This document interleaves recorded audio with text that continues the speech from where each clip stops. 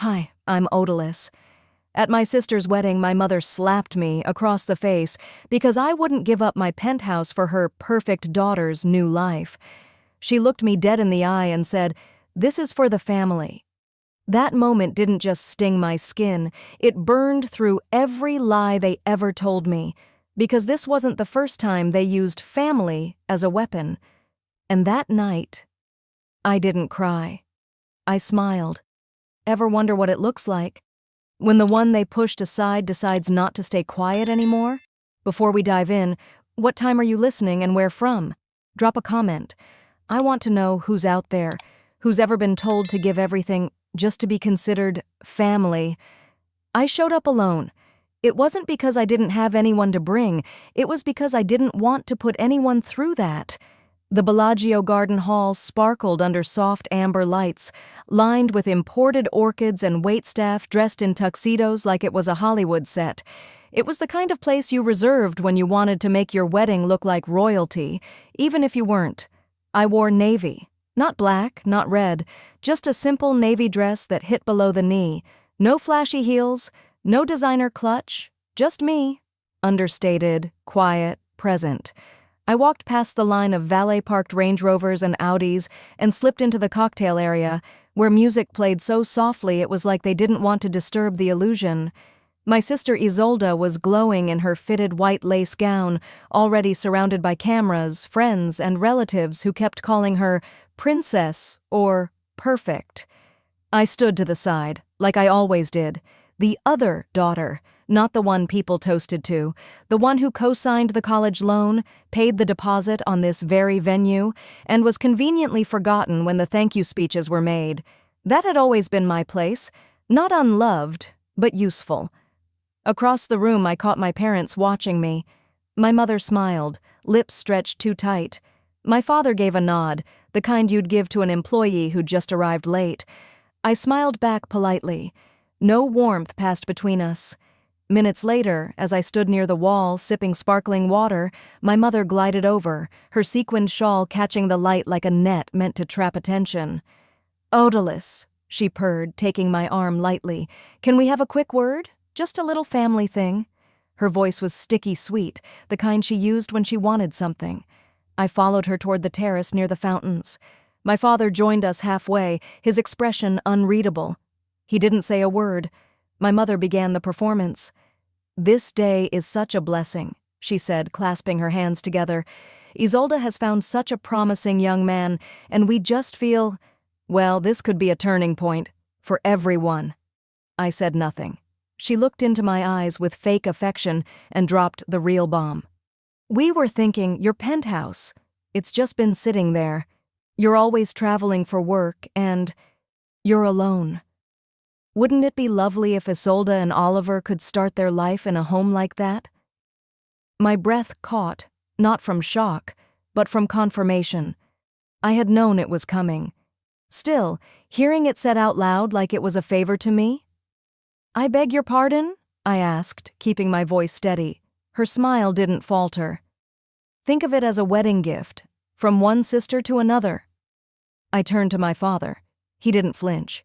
Just looked out at the fountains like we were discussing weather. "So, you all rehearsed this," I said quietly. "You pulled me out here to ask for a property I bought, maintain, and live in, because I'm alone?" "Odalys," she said sharply, her tone flipping in an instant. "You're being selfish." There it was. "No," I said, lifting my chin.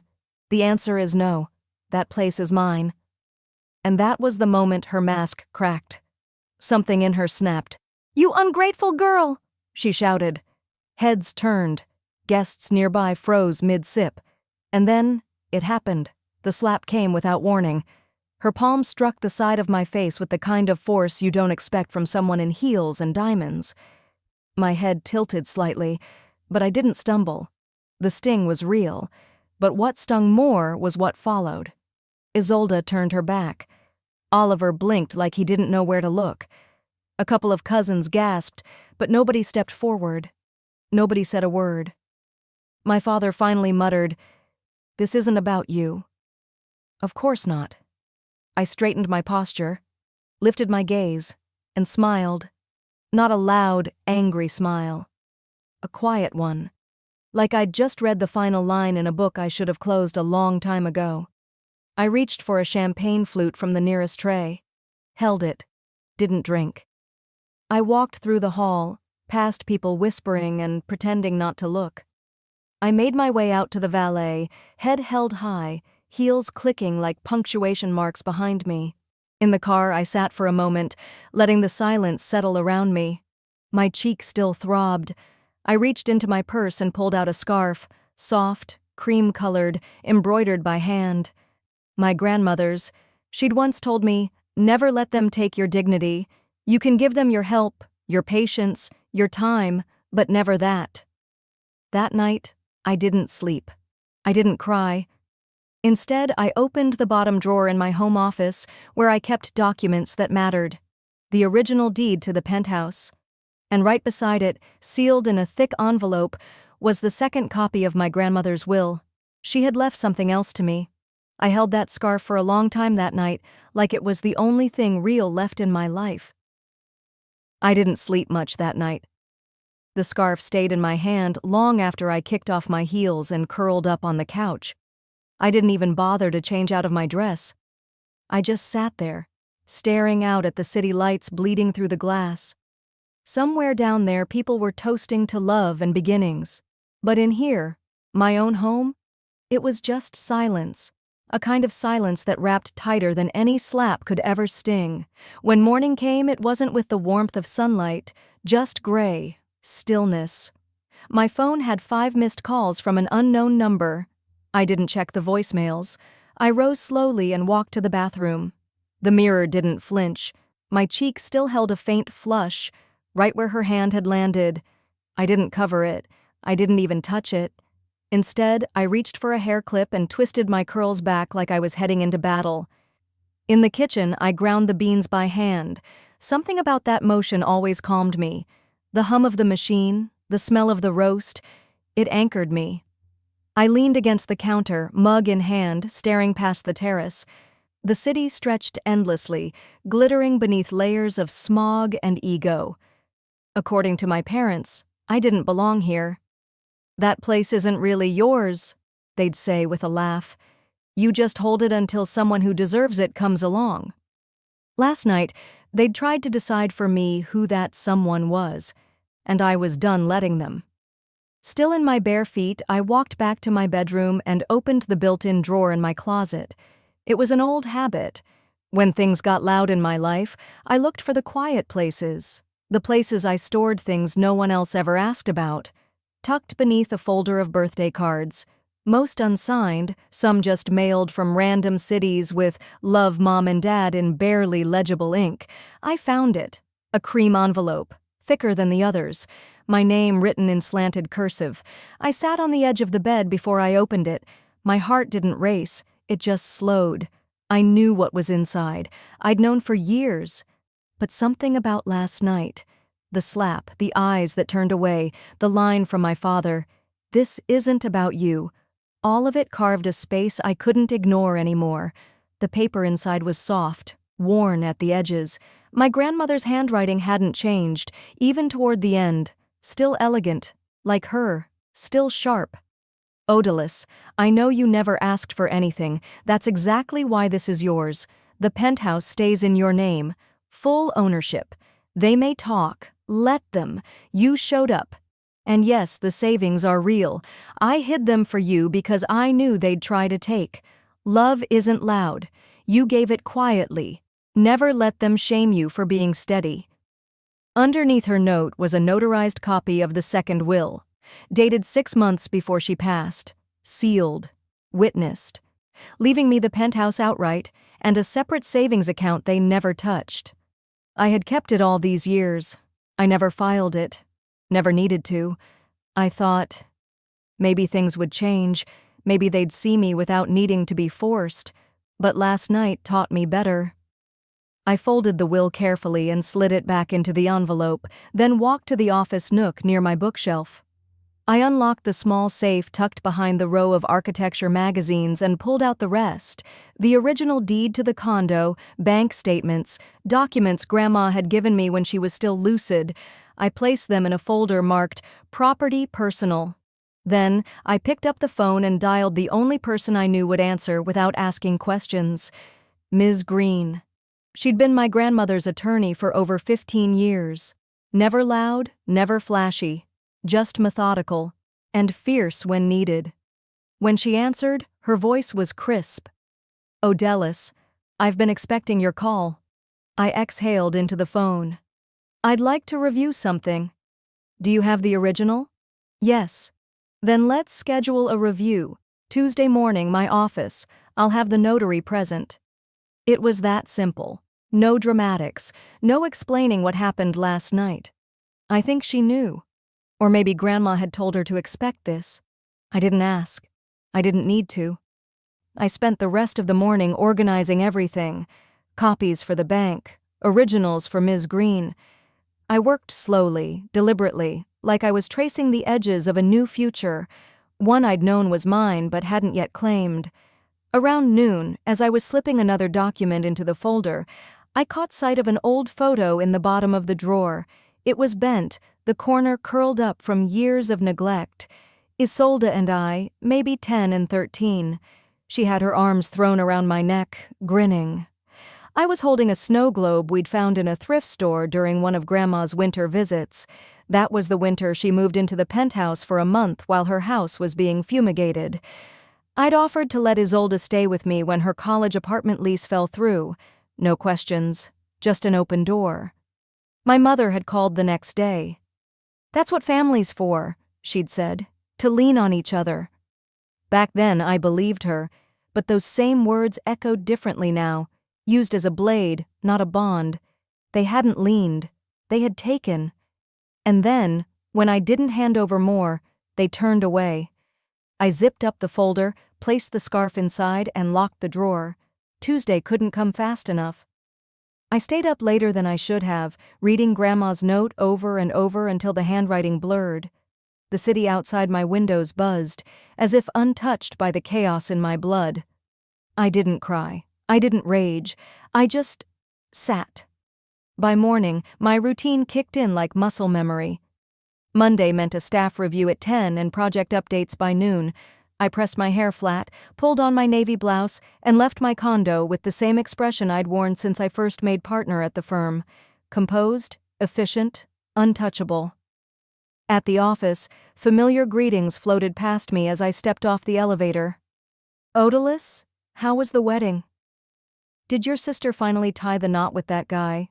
What's his name?" I smiled without showing teeth. "It was eventful," I said, then kept walking toward my office.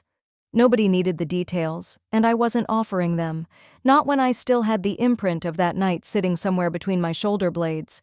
I dove into reports, but even the numbers felt wrong in my hands. I couldn't shake the sense that something had shifted, not just emotionally, but physically, practically. Around 1:45 p.m., as I reviewed lease revisions for the Wilshire project, my phone buzzed. I recognized the number, my condo's HOA office. "Hi, Ms. Valen. This is Deborah from the building management. Just calling to confirm, your sister's name is being added to the access file today, right?" My pen froze mid-sentence. "Sorry, what?" "The name Isolde Valen? It came through this morning with a request to update your unit's resident list. Says she's moving in." My voice dropped an octave. "She's not. I didn't authorize that." "Oh," the woman on the line hesitated. "It came through what looked like a formal submission with a digital signature and, well, since it mentioned you were out of town recently, we assumed—" "You assumed wrong," I said, quieter than I felt. "Please don't make any changes. Remove her name immediately."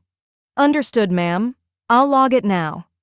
I hung up and stared at the screen in front of me, but all I could see was the look on my sister's face the night she smirked while Mom slapped me, the kind of smirk people wear when they think they've already won.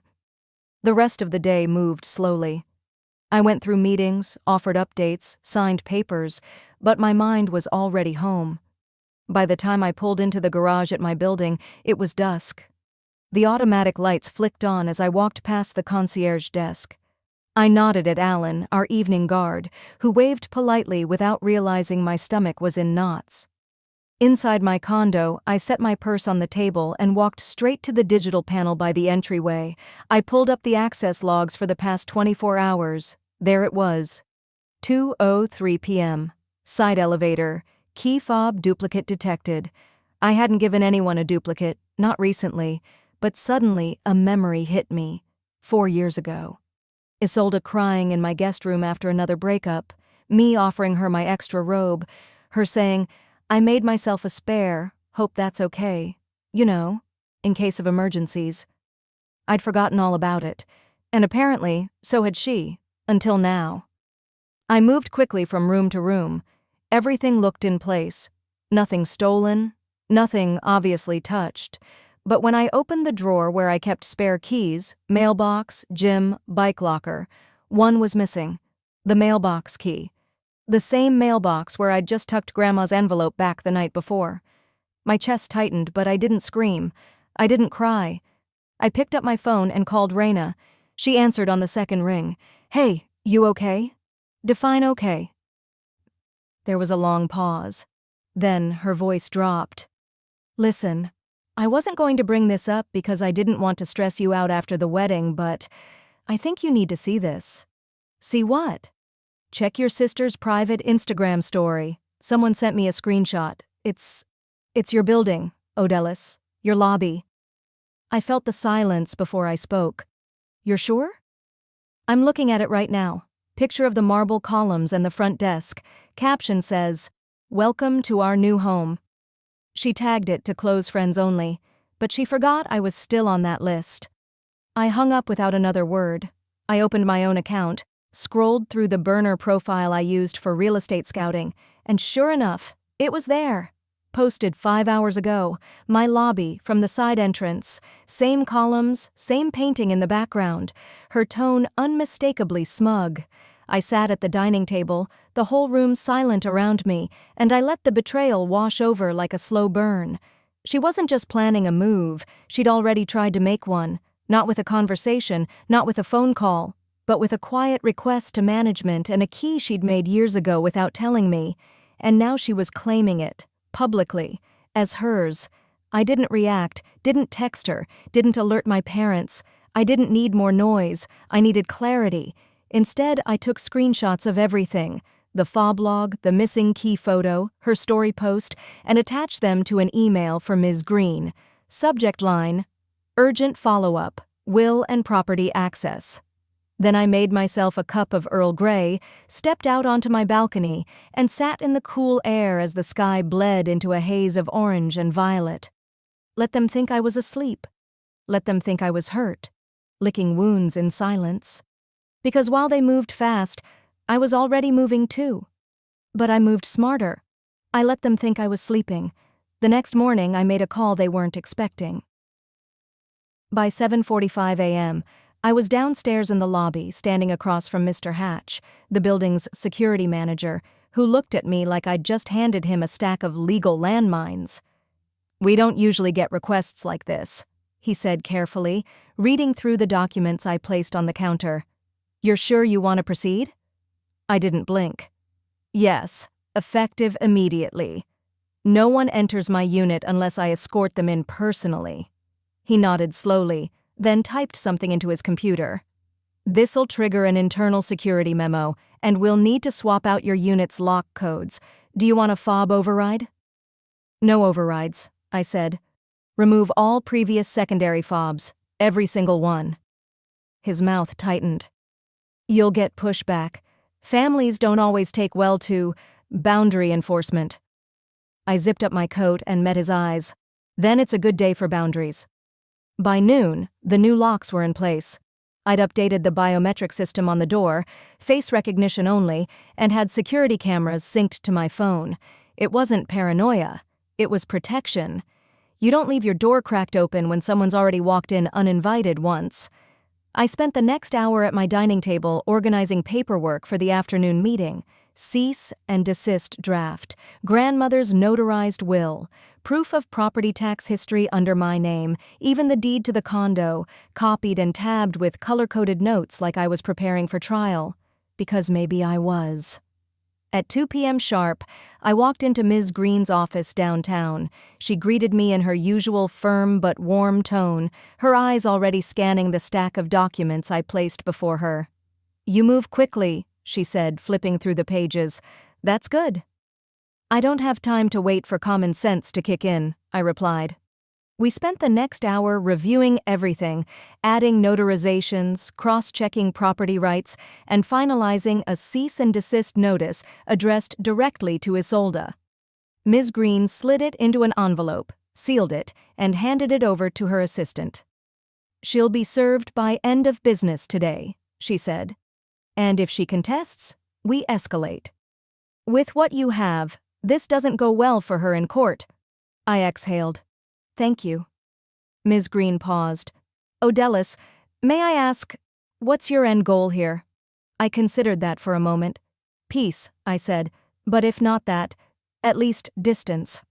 I left her office just after 3:30, the winter sun dipping lower on the horizon, casting long shadows across Wilshire.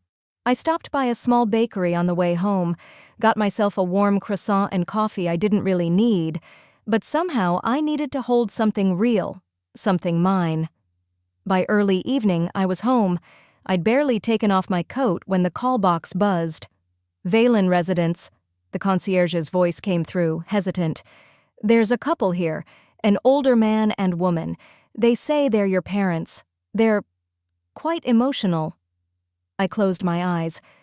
"Tell them access is denied." A pause. "Yes, ma'am." Not 2 minutes passed before my phone lit up. "Dad?" I let it ring once, twice. I answered on the third. "Odellis," he said, voice carefully composed. "We didn't know things were this extreme. Can't we talk like family? This isn't how we do things." I waited. "You've always been the calm one," he continued. "You're letting lawyers get between blood." I leaned against the kitchen counter, fingers curled around the edge. "Did you say that before or after you and Mom told me I should gift my condo for the wedding?" I asked. "Before or after you watched Isolde post about moving into my home?" He sighed. "Look, maybe that was out of line, but you're blowing things up over a misunderstanding." "No," I said quietly. "You just misunderstood who I've become." Then I hung up. The silence after that call was heavier than I expected. I didn't cry. Not at first. I poured myself a cup of herbal tea and sat out on the balcony, watching the city flicker to life as dusk settled in. But then I looked down and saw it, on the small table beside my chair. The scarf. Grandma's scarf. The one I'd folded away neatly in the drawer 2 nights ago. I must have grabbed it absent-mindedly while organizing the files. I reached for it, pressing the soft wool to my cheek. And that's when it broke. The tears didn't come all at once. They started in the chest, like something giving way, like something collapsing. I curled my legs under me, held that scarf like it could bring back someone who truly saw me, and whispered into the evening air, "If family means sacrifice, why am I the only one bleeding?" The city didn't answer. It just blinked back, indifferent. I didn't answer their calls the next day, but someone else showed up, and they brought papers. I was sipping coffee by the window, watching the early sunlight edge across my small patio garden, when the doorbell rang.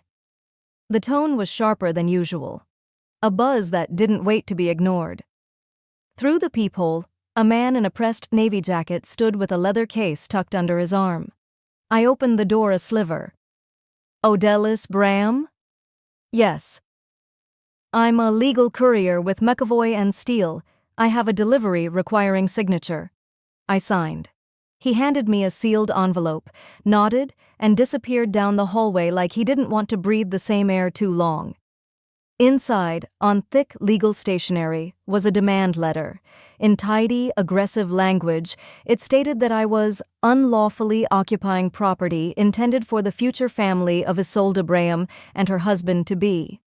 It went on to claim that I had interfered with legitimate inheritance distribution and needed to vacate the premises within 7 business days or face litigation for fraudulent occupancy. The letter was signed, my uncle's name, clear as day. Uncle Harris, my mother's younger brother, the one who wore too much cologne and loved calling himself a real estate shark. I kept reading. Attached was a photocopy of a new will, a revised inheritance document dated 2 months before Grandma's stroke. This one named Isolde as the sole heir to the condo. The paper even had what appeared to be Grandma's signature at the bottom. I just sat there, staring at it. It didn't make sense. Grandma hated mess. She always believed in leaving things clean, organized, and unmistakable. Even her spice rack was alphabetized. There was no way she would have left something so crucial undocumented, especially not without saying a word. Still, my stomach twisted in that old, familiar way. The one I hadn't felt since the Christmas I opened an envelope from my parents that said, "We contributed to Isolde's down payment. Hope you can understand," while I sat across the table eating off-brand pie. I folded the papers, slipped them into a folder, and took a breath so deep it hurt. By noon, I was at Ms. Green's office. She didn't waste time with small talk. "Let me guess," she said, scanning the envelope I handed her. "They're trying the alternate version of events strategy." She leafed through the letter and the attachment. Her brow arched. "Well," she muttered. "This wasn't even filed through probate." She held up the fake will. "And I can tell you right now, this isn't her signature. It's good, but not that good." I swallowed a dry laugh. She'd signed everything already, hadn't she? Ms. Green looked up. Her eyes softened. "She updated everything with me directly, Odalys. Weeks before her stroke. She asked me to be the notary. She didn't trust your parents." I nodded slowly. "I remember. It was a Saturday in late May, the last time Grandma came over for tea. She was moving slowly that day, but her mind was as sharp as ever. She sat on my couch, rubbing her hands together. Her knuckles had grown thin and paper-like. "You don't need to fight for a seat at the table anymore," she said, staring at the lemon wedge in her teacup. "I know what they've made you feel like all your life." I said nothing, just sat beside her as the late sun spilled gold over the floor. "And see, She reached into her purse, shaky fingers but purposeful, and handed me an envelope. Inside was a copy of the deed transfer. Signed, notarized, dated. No ambiguity. "I couldn't change how they saw you," she whispered, "but I could make sure you'd never need to prove your worth again."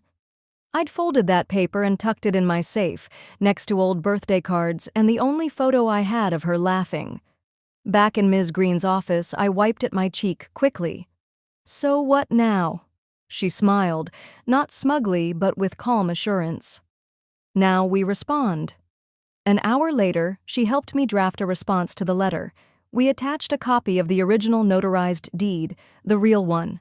Then I added a personal touch, a yellow sticky note slapped right on top of the fake will before we sealed the envelope. 2 words, just enough. Try again. We mailed it straight to Uncle Harris's firm. No phone call, no drama, no invitation to argue. I walked back to my condo that afternoon with the late sun brushing the tops of the buildings.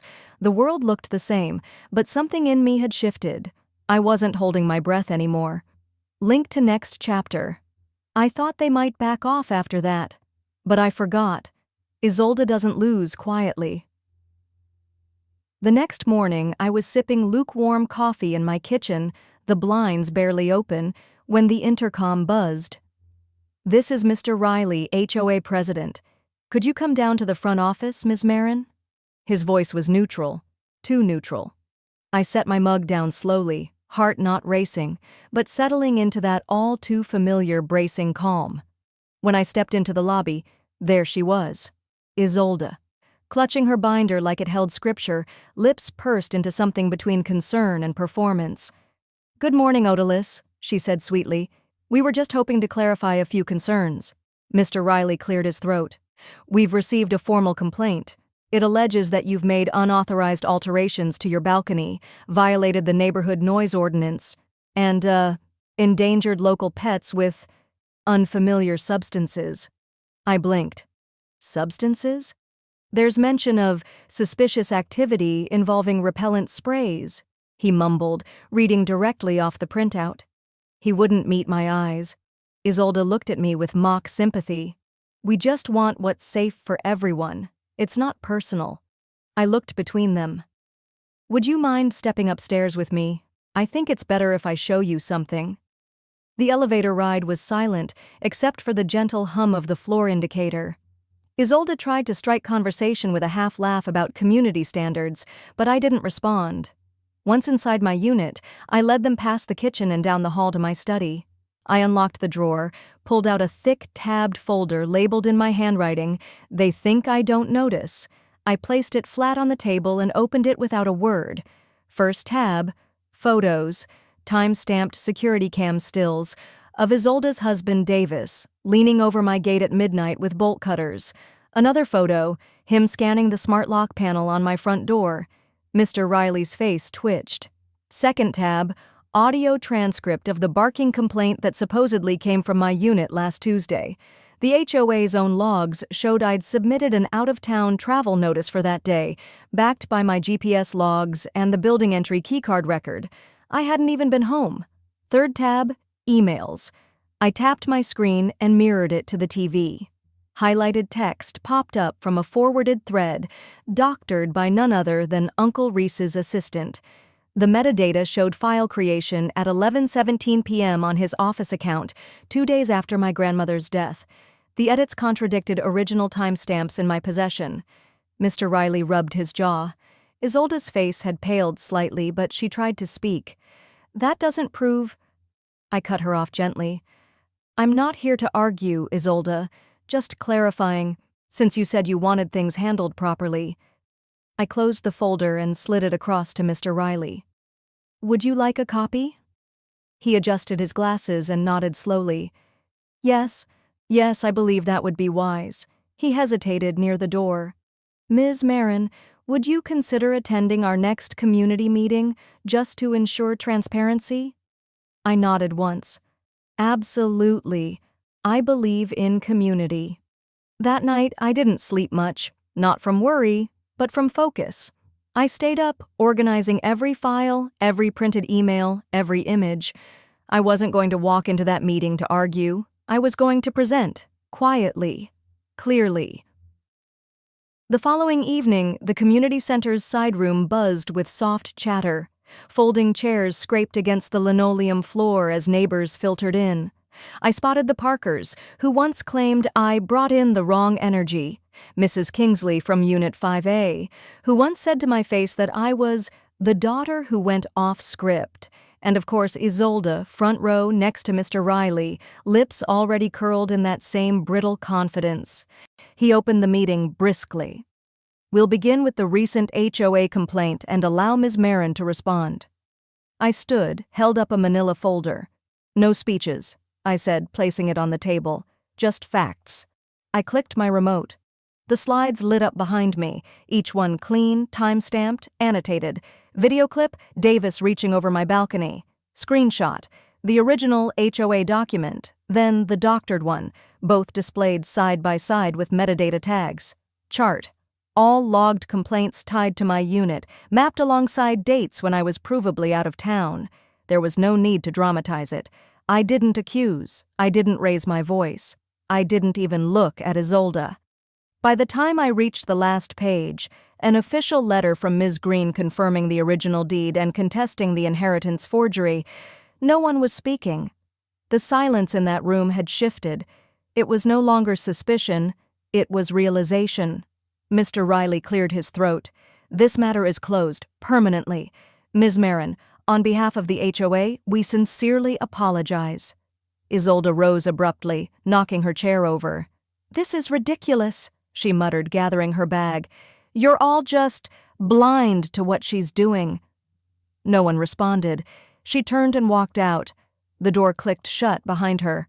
I stayed behind as others filtered out. Mrs. Kingsley gave me a nod. The Parkers avoided my gaze. But Mr. Riley approached quietly. "If you ever consider running for a seat on the board," I smiled faintly. "Let's see how long the peace lasts." I walked home in the quiet, the air cool, streetlights flickering gently over my path. I hadn't yelled. I hadn't shamed. But I'd told the truth, and this time it had landed.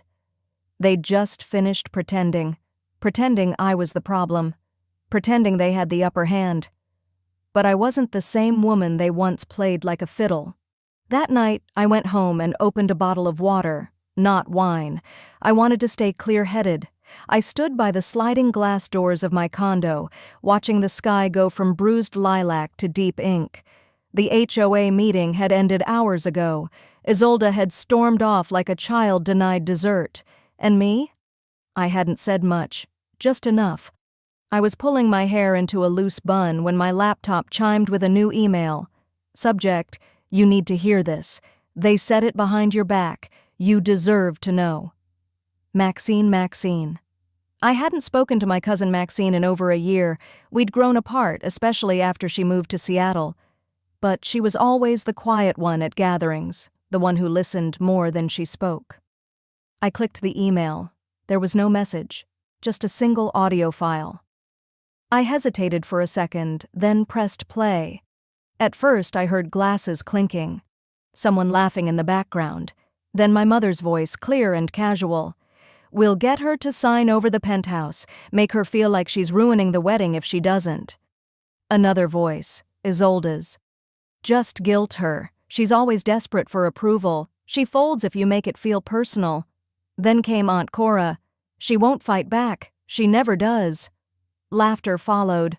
Not cruel cackles, just careless amusement. The kind of laughter people use when they don't even consider the person they're mocking to be real. I sat still. Not a single muscle moved. I didn't cry. I didn't scream. I hit play again and again and again, until the rhythm of their words felt like a bruise under my skin. That Saturday there was a brunch for extended family, one of those things I usually skipped, but not this time. I woke early, showered, pulled on a simple navy dress and tied my hair back. No statement jewelry, no bold colors. I didn't want to perform. I just needed to show up. I arrived at my aunt's place at 11:08.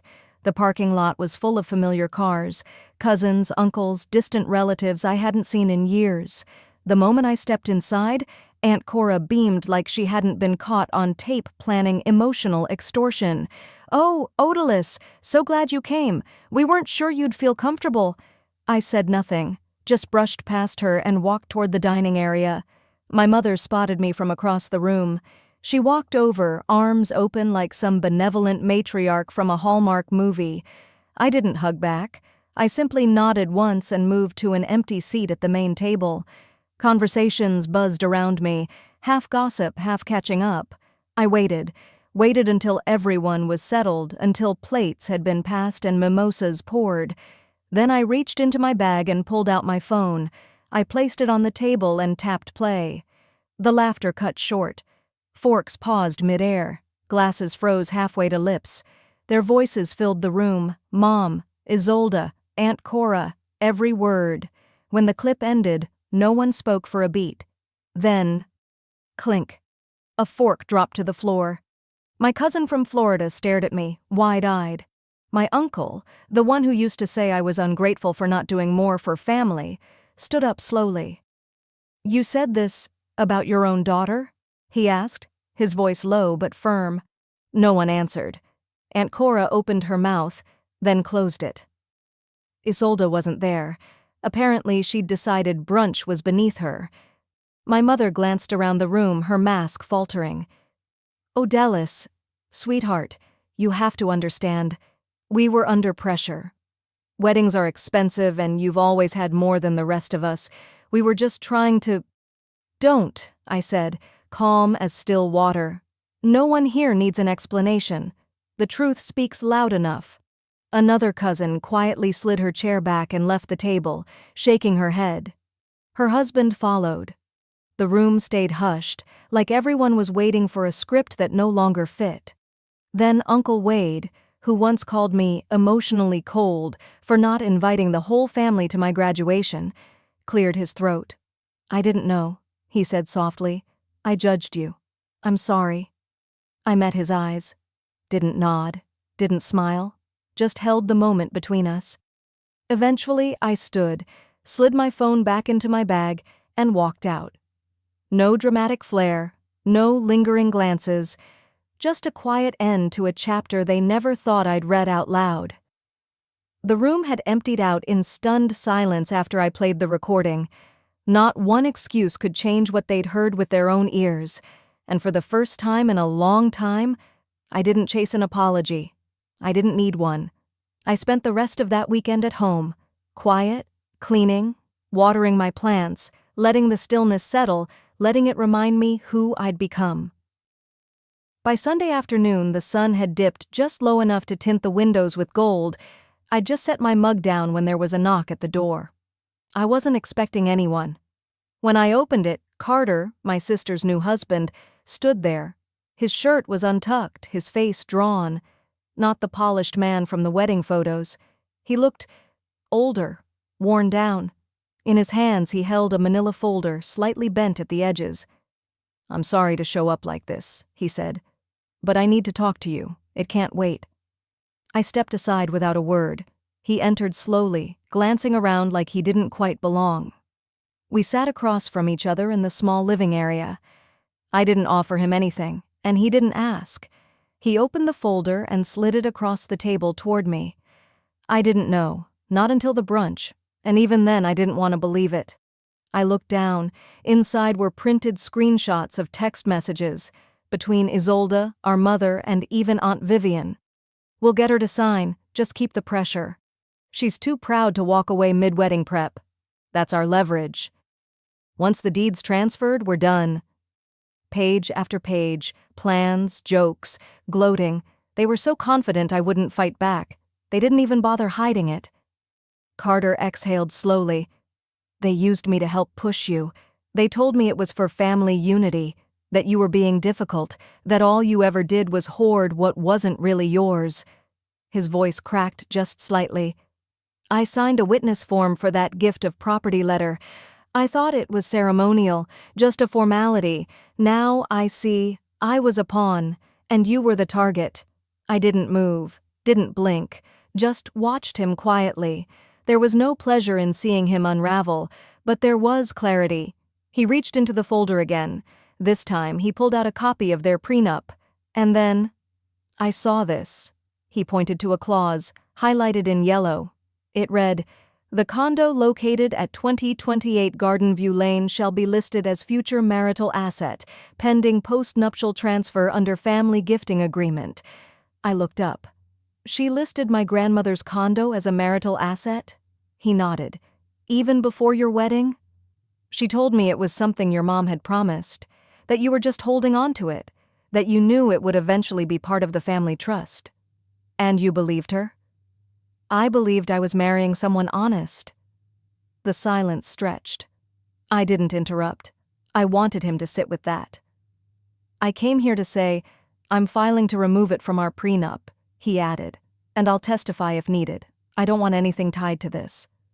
I finally leaned back, resting my hands on my lap. "Good," I said calmly, "because I already filed a cease transfer injunction. Last Thursday." He looked surprised. "You knew?" "I've known something was wrong since before the wedding, but I needed proof, and now I have it." Carter slumped slightly. "I married the wrong woman." Then, after a pause, "But I'm trying to do one right thing." He stood slowly. I walked him to the door. He paused just before stepping out. "You may not believe this," he said, "but I always thought you were the strong one. I just didn't realize how much they resented that." I didn't answer, just opened the door. He stepped out into the fading daylight. No dramatic goodbye, no apology wrapped in excuses, just silence. I closed the door gently behind him.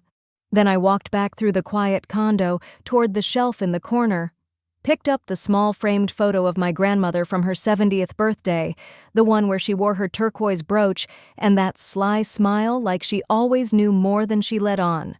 I sat down with it in my hands, and I said, for the first time out loud, I didn't let you down. That night, after Carter left, the silence in my condo felt different, not empty, just full of space that finally belonged to me. I stood by the kitchen sink rinsing my teacup, the city lights flickering through the window behind me, when my phone vibrated once on the counter. I almost didn't check it, but something made me reach over. One voicemail. No name, just the number I knew by heart. I stared at it for a moment. Then I tapped play. My mother's voice drifted into the room, soft and slow, as if she were cradling something breakable. "Odalys, honey, I think we've had enough drama, don't you? It's time to let this go. Just come home. We'll talk.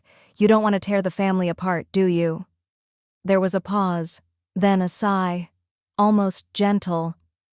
"We've all made mistakes. Let's move on." And just like that, the message ended. I stood there a long time, not moving, not blinking, not because I was swayed, but because I knew what that kind of softness meant. It wasn't love, it wasn't regret. It was control, dressed up in maternal concern. The same old tune. This time I didn't sing along. I played it one more time. Let every syllable sit with me. Then I deleted it. The next morning I slid on my jacket, picked up my keys, and drove. Not anywhere urgent, just somewhere. It wasn't until I turned onto Birch Avenue that I realized where I was heading, my old neighborhood. The house I grew up in sat at the end of the block like it always had, white shutters, cracked driveway, the same wind chime that clinked softly even now. I slowed as I passed, keeping my foot light on the brake. A woman I didn't recognize stood on the porch watering plants, probably the new owner. For a split second, I considered pulling over, just to walk up and knock, just to see it again. But my hands stayed on the wheel. I kept driving. I didn't need to see inside that house. I'd memorized every room years ago. I remembered the feeling of standing on the front step, age 12, waiting for my mom to open the door after school, wondering if today would be one of her good days, hoping maybe, just maybe, she'd ask me how my math test went, or whether I'd eaten lunch, or how I was feeling. She never did. Back then I thought if I just gave more effort, more patience, more love, they'd finally see me. Not as the backup, not as the helper, but as a daughter. I kept chasing that hope through birthdays, graduations, breakups, until there was nothing left to hand over that they hadn't already taken. That ache used to make me bitter. But today, it made me calm. I took a right at the next light and headed toward the overlook. Grandma used to come here when she wanted quiet. Not the tense kind, but the kind that let you hear yourself again. The wind was cooler up here. Late afternoon sun laying golden streaks across the hillside. I parked, grabbed the envelope from the passenger seat, and walked the short trail to the edge. The city spread below, small from this height, like a model set, neat, distant, quiet. I sat on the wooden bench overlooking the view, unfolded the letter. Grandma's handwriting was the kind that made you feel like you were being held, clear, slow, deliberate. Some people build families, Odalys. Others survive them. You were never broken. You were just never praised for being whole. That is their blindness, not your flaw. I let the words settle deep. The breeze tugged gently at the corners of the paper. I folded it back, slid it into my bag, and smiled. Not a triumphant smile. Not a smug one. Just peace. A long breath filled my chest and released without strain. I used to think staying silent meant surrendering, that if I didn't fight I'd be invisible, and for a long time, I was. Even when I spoke up, I was only heard as background noise. But silence, when it's a choice, not a sentence, becomes something else entirely. It becomes clarity. I didn't scream. I didn't tear anyone down. I didn't chase their approval. I just stopped playing the role they wrote for me. I didn't burn the bridges. I just stopped crossing them. And maybe to them, That's betrayal.